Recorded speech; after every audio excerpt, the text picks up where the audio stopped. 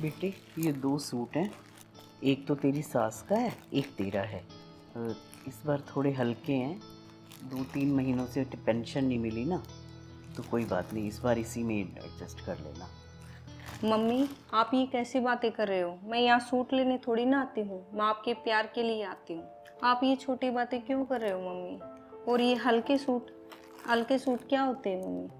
और मम्मी मेरे लिए ये सूट मायने नहीं रखते, मेरे लिए मायने रखता है मेरी माँ और उसका प्यार। मम्मी जी, दीदी दो ये सूट मुझे इधर। अरे बेटा ये तू क्या कर रही है? मम्मी जी मैंने आपको बोल दिया ना, मैं ये सूट ना दीदी को नहीं देने दूंगी। क्या हुआ भाभी, सब ठीक तो है ना? होगा क्या दीदी, बस मैंने आपको एक बार बोल दिया ना, मैं आपको ये सूट नहीं ले जाने दूंगी। क्या ही बोल सकते हैं मम्मी आजकल की बहुओं के बारे में। हाँ यही तो बात है ना बेटा, इनको ज़्यादा कुछ बोल भी नहीं सकते। मम्मी दीदी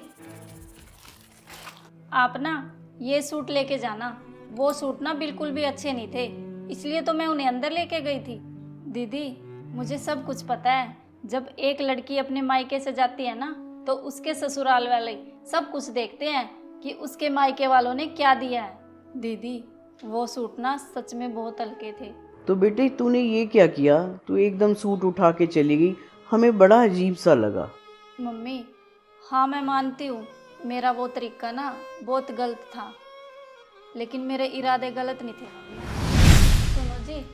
हाँ मैं ना ये बोल रही थी, जब भी दीदी अपने ससुराल जाती है ना तो मम्मी की जब पेंशन मिलती है तो दीदी के लिए ना कुछ जरूर लाती है, तो क्यों ना ये जिम्मेवारी हम ले ले। हाँ हाँ प्रियंका, क्यों नहीं। अब तो मैं भी इतना कमाने लगा हूँ कि अपनी बहन को ना कुछ अच्छा सा दिला सकूँ।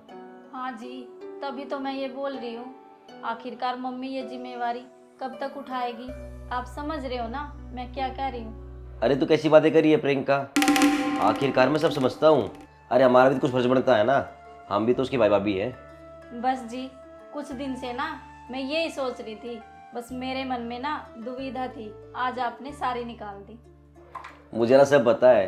अब तू ना ऐसा कर, ये ले, ये पूरे 5,000 रुपये हैं, और मेरी बहन को ना बिना बताए उसके मनपसंद के सूट ले आई हो, ठीक है?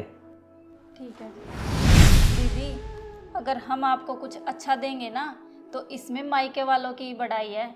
आपके ससुराल वाले बोलेंगे देखो इसके मायके वालों ने ना कितने अच्छे सूट दिए हैं। हाँ भाभी आप ये बात बिल्कुल सही कह रहे हो, लेने देने से कुछ नहीं होता, लेकिन उस लड़की की ना उसके ससुराल में बहुत ही इज्जत बढ़ती है जब उसके घर वाले ना उसको अच्छा देते हैं, कि देखो उसके घर वाले ना उसको कितना अच्छा सामान देते हैं। लेकिन एक बात और भाभी, जब वही लड़की अपने मायके से खाली आ जाए ना तो उसके ससुराल वाले ना उसको ताना मारते हैं कि देखो मायके में इसकी कोई कदर नहीं है, कोई नहीं है इसको पूछने वाला।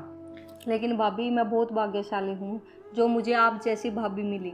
हाँ शिखू बेटा, मैं भी बहुत भाग्यशाली हूँ जो मुझे प्रियंका जैसी बहू मिली, इसने बिना कहे तुम्हारी सारी जिम्मेवारी संभाल ली है। हाँ मम्मी जी, मैं भी ना बहुत भाग्यशाली हूँ जो मुझे आप जैसी सास और सीकू जैसी ननद मिली है। वैसे मम्मी जी आपने तो मुझे कभी टोका ही नहीं है कि मैं अपने मायके से क्या लेके आती हूँ और क्या नहीं। वैसे तो मेरे मायके वाले हर बार अच्छा ही देते हैं, पर आपने तो मम्मी जी मुझसे कभी नहीं पूछा।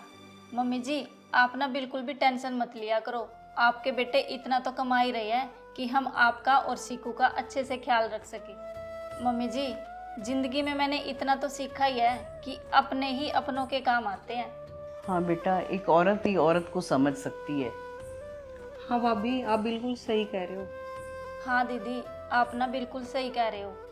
हाँ तो दोस्तों देखा आपने हम ननंद भाभी की बॉन्डिंग आप सबको कैसे लगी, और मैं तो यही कहना चाहूँगी कि एक ननंद को भाभी का और भाभी को अपनी ननंद का हमेशा साथ देना चाहिए।